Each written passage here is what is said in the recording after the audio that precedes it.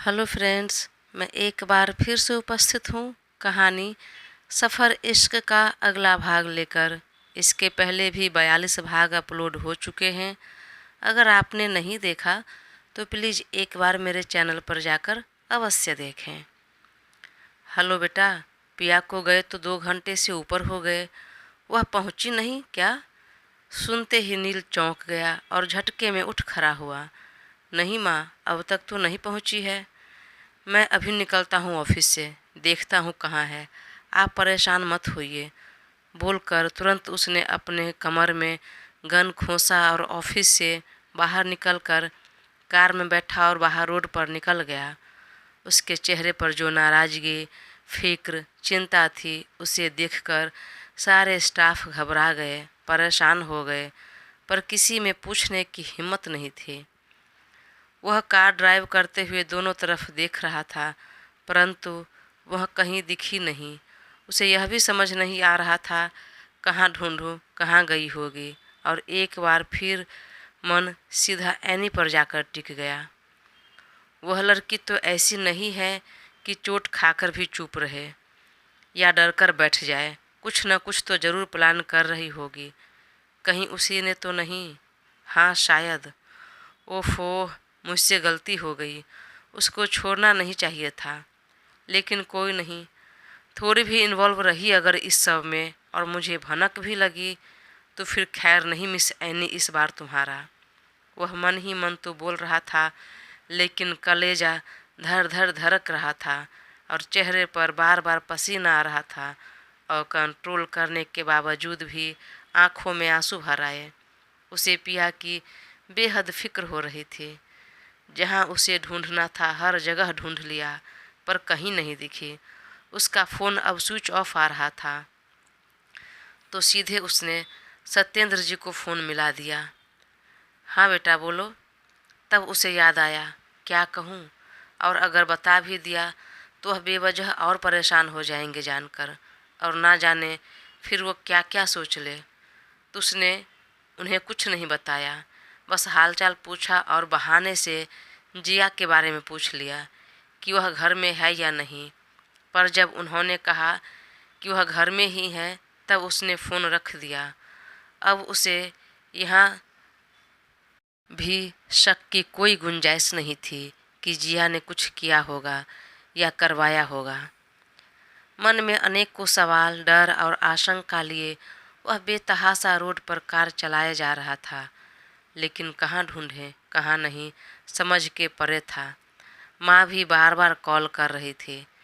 एक दो बार तो उसने इग्नोर किया, पर ज़्यादा इग्नोर नहीं कर सका, क्योंकि माँ फिर पापा को बताती और बात फैलते देर नहीं लगती। फिर वह कोशिश कर रहा था कि किसी तरह बात उसके अलावा दूसरे तक नहीं पहुँचे, और मीडिया तक तो बिल्कुल भी नहीं।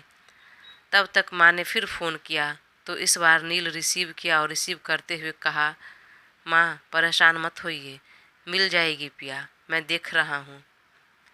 अरे बेटा, मुझे अभी अभी पता चला है कि अपने घर के पीछे से जो शॉर्टकट रास्ता गया है, उधर कोई एक्सीडेंट हो गया है।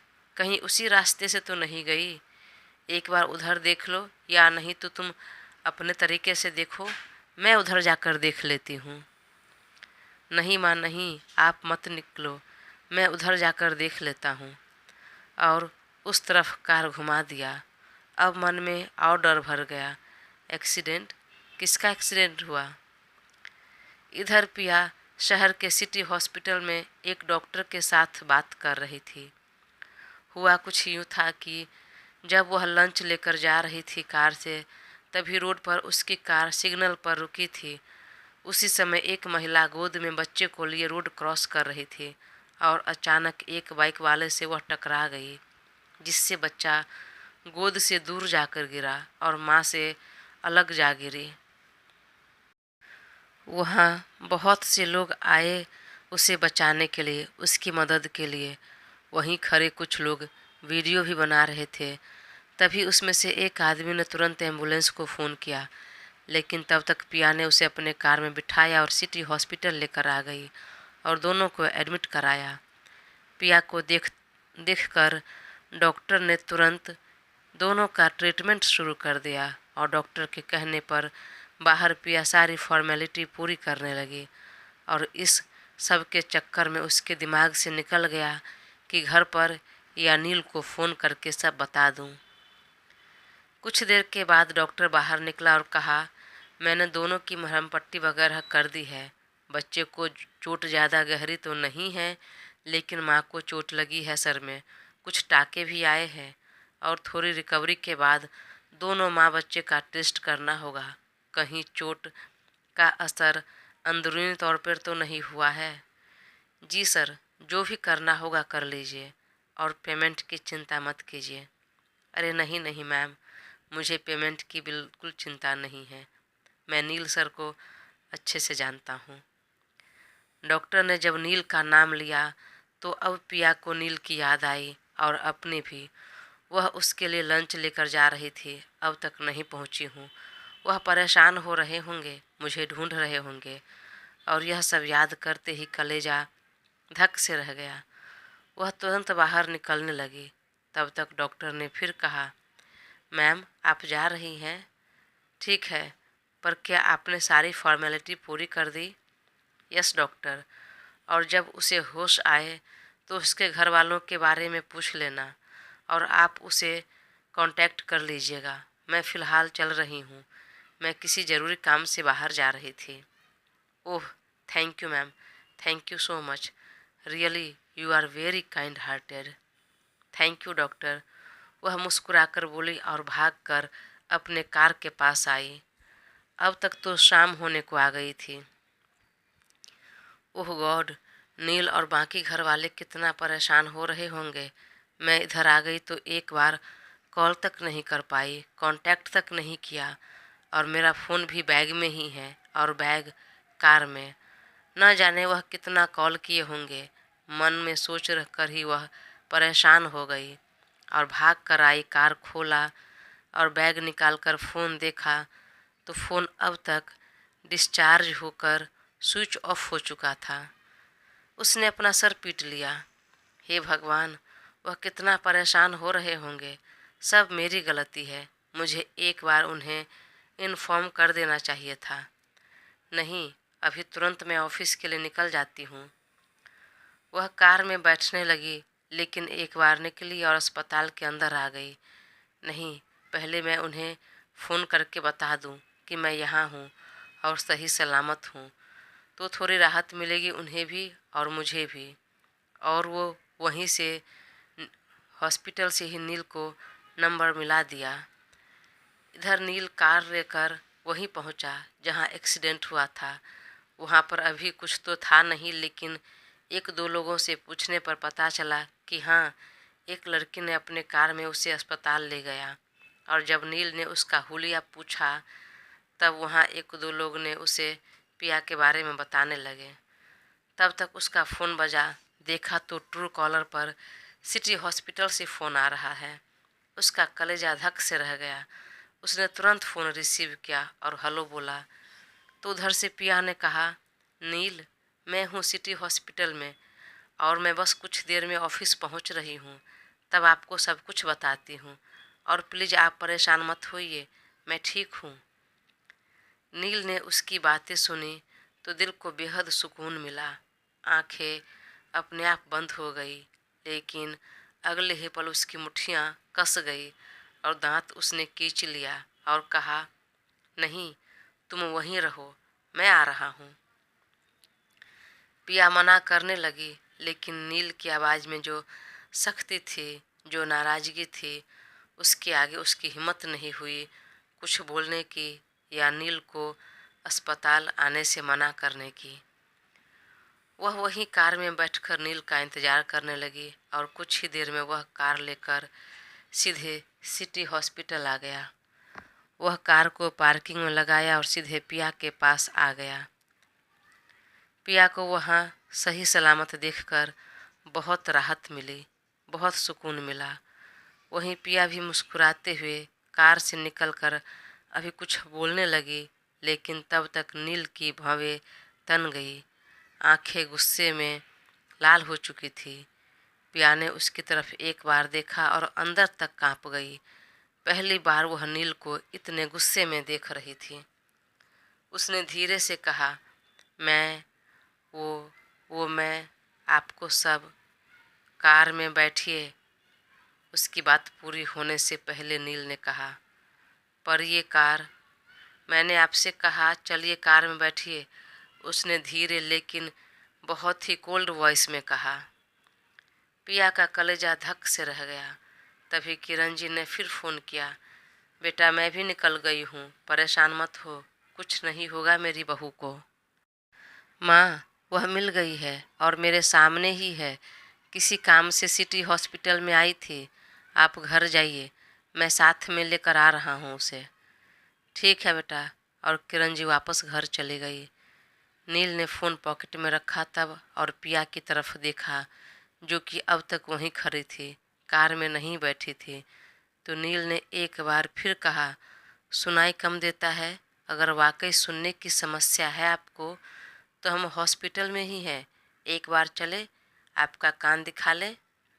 तब पिया तेज कदमों से चलकर नील के कार में जाकर बैठ गई और नील ड्राइवर को फ़ोन किया कि पिया की कार अस्पताल से लेकर जाओ।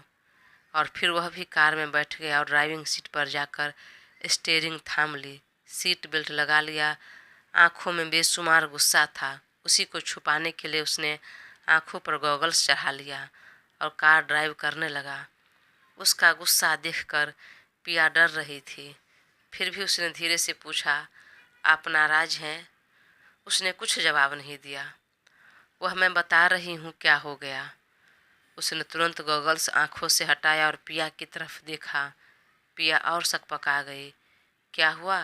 आप इतना नाराज क्यों हैं? नील ने फिर कुछ जवाब नहीं दिया। सॉरी, मैं भूल गई, कॉल नहीं कर पाई। आगे और कुछ बोलती उससे पहले ही नील ने अपने कान में ब्लूटूथ लगा लिया। तब वह चुप रह गई। वह बेहद स्पीड में कार ड्राइव कर रहा था, जिसे देखकर पिया और ज़्यादा घबरा रही थी। आप इतना तेज कार क्यों चला रहे हैं? प्लीज़ स्लो कीजिए, मुझे डर लग रहा है। प्लीज़, अगर आप गुस्सा हैं, मुझसे नाराज़ हैं, तो आप मुझ पर अपना गुस्सा उतार लीजिए, पर कार स्लो कीजिए। पर नील ने आज उसकी एक भी नहीं सुनी। वह कुछ देर में अपने ऑफिस पहुंच गया। वह कार से उतरा और दूसरी तरफ से कार का डोर खोला तो पिया उतर गई। नील ने तुरंत उसकी कलाई थाम ली और उसे लिए ही अपने केबिन में चला गया। केबिन में जाते ही पिया ने थोड़ा ज़ोर से कहा, क्या हुआ? आप इतना नाराज़ क्यों हैं? ना कुछ बता रहे हैं, ना ही मेरी बात सुन रहे हैं। अरे मुझे याद नहीं रहा उस बच्चे की और महिला का एक्सीडेंट।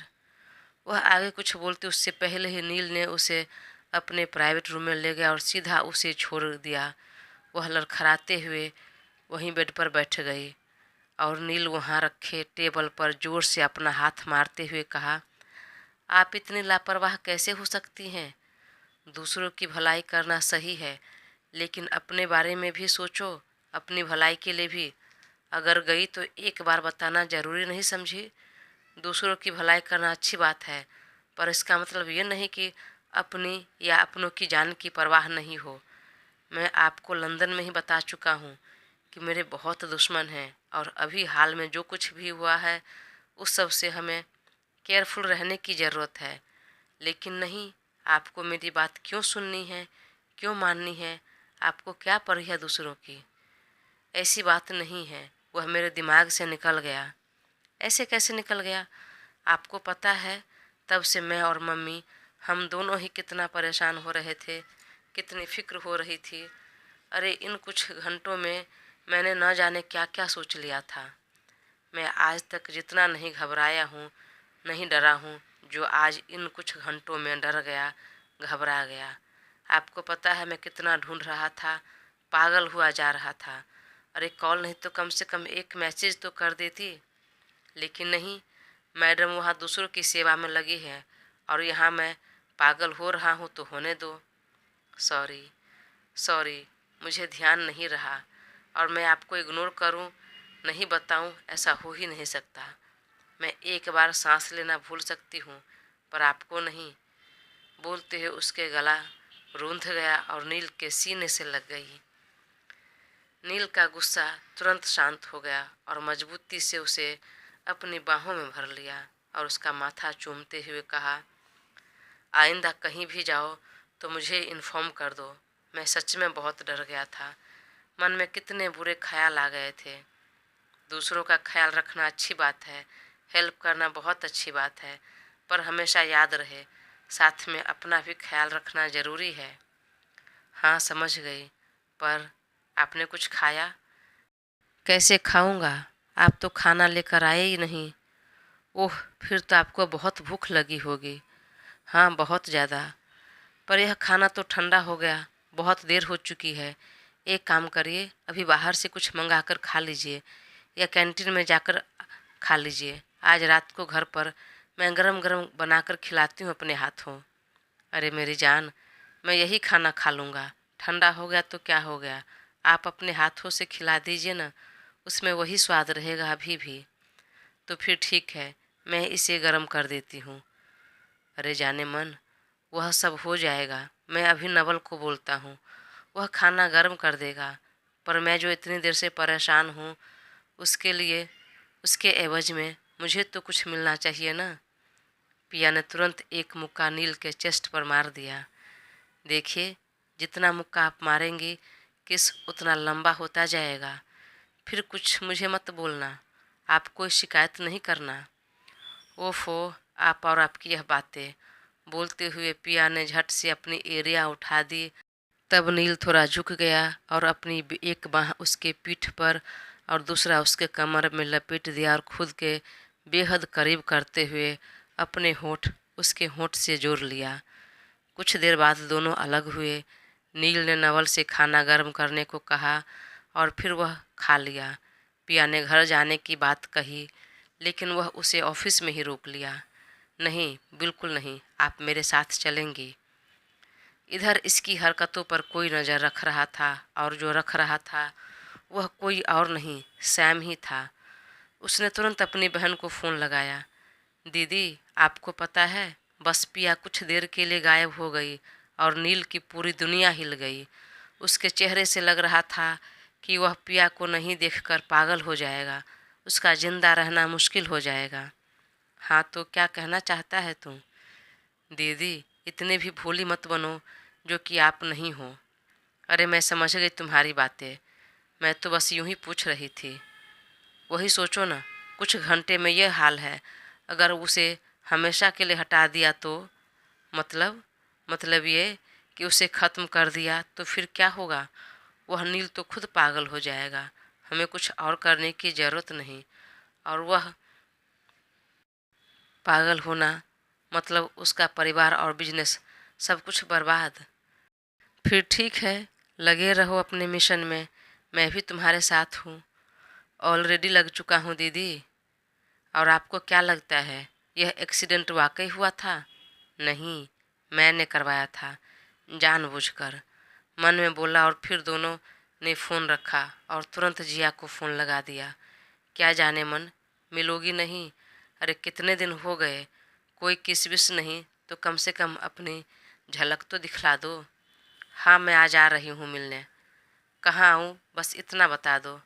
वही कॉफ़ी कैफ़े में, साथ में कॉफ़ी पीते हैं और बातें भी करेंगे। हाँ आती हूँ कुछ देर में। और कुछ देर में जिया घर से निकलकर उसी कैफ़े में आ गई जहाँ सैम उसका इंतज़ार कर रहा था।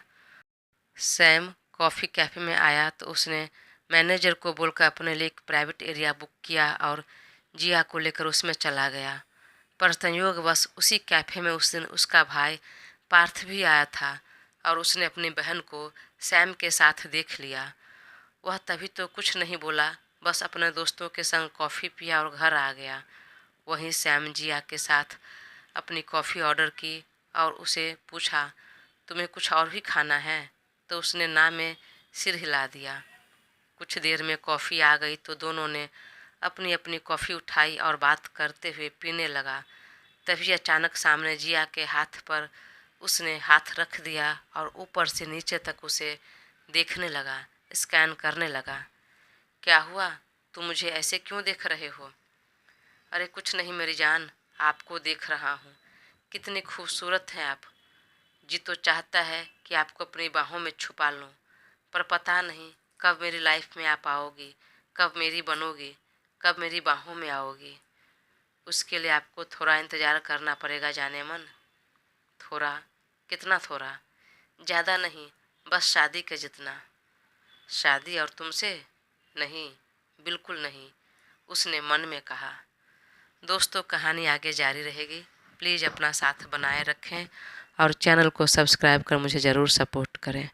Thank you.